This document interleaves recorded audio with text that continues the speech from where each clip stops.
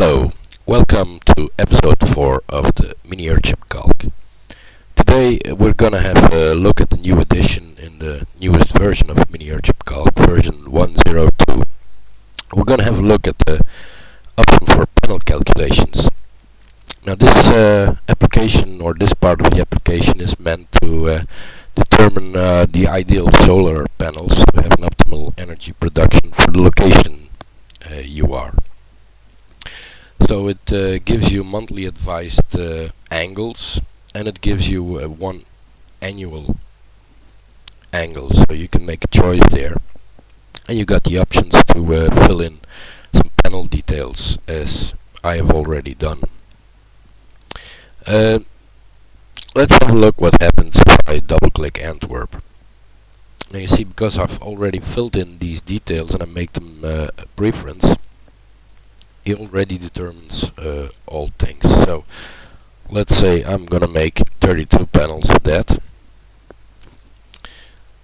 So it's as simple as that. You double click it, you fill in length and width of a panel, you have a look at the watt peaks. You should find that in the specifications. So the watt peaks, if you fill those in, I'll show you.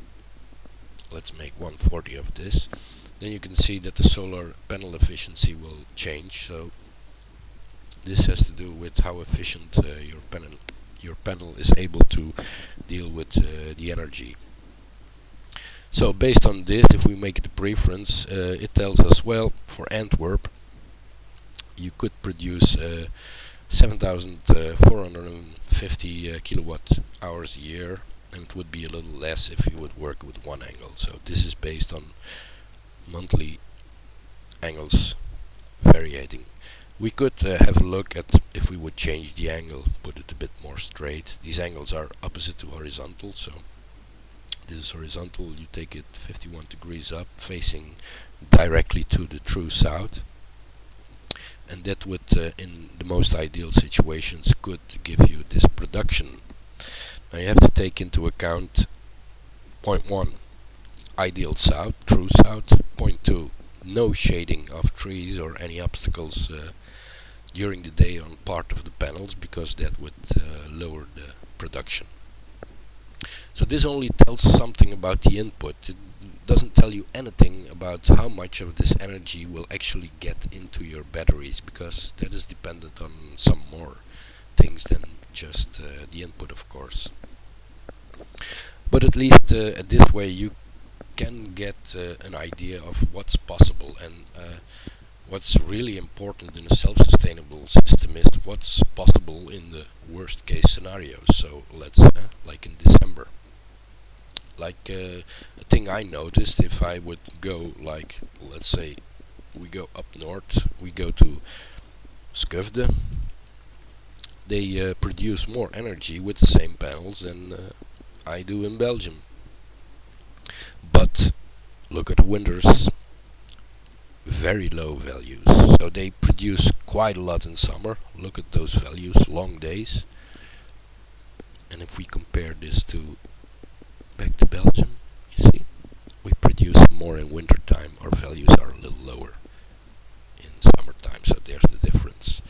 And if we would compare it with, let's go really south, let's go to Alicante in Spain. Now look at those panels producing. Look, no problem in winter time. See, really good production here. So this kind of gets you or gives you the idea on what's possible, because I think the more you go up north, and you really have to look at your worst case moments of the year, the less usable solar panels will actually be. So it's nice to have some of them for part of the production, but it won't be sufficient to really get you through it all year around, except if you would have like a real large battery of panels. And then again, in summertime you would have a lot of overproduction going to waste. So I don't think that's the best solution there. Now let's have a look at the preferences, because we made some stuff preference. So you can see here the latitudes and the longitudes and the panel values being saved, and I already told them to automatically use it for calculations. So this way it's nice. You can simply click. A thing I added this time is the towns of choices, the locations were already there in the calculations of the window angles. I added some example earthships, especially some Canadian ones, because a lot of people in Europe, they say, especially in Scandinavia, they say, well, man, those things they work well in Canada.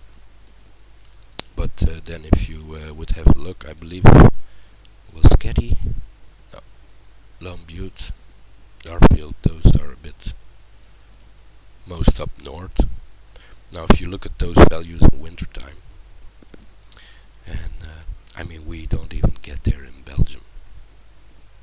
So and this insulation, that's solar energy, and that's what's part of the build-up of your thermal mass. So in a later edition, that's actually why I started with these insulation values. To I played a bit around with the panel thing now, but it's actually, I'm working on a way to determine your thermal mass gain. So, and to make real good comparisons, and that's why I put some stuff in here, like look at Phoenix, Earthship Phoenix. Look at those productions. Not that strange that thermal mass is working really well there. It's Southern European values, and I mean really south of Spain. Okay, that's all about using the predetermined locations in there. One thing I did is I put them all in a file, so now you'll see they're not complete, but independent of the program I can update, and if you have an internet connection, you start up your MiniEarthshipCalc, it'll get the files, and you'll see, hey, I got some more towns there, so that's quite nice. In part 2 I'm gonna talk about adding your own custom location, so that's for part 2. That's all for this part. See you in the next part. Bye.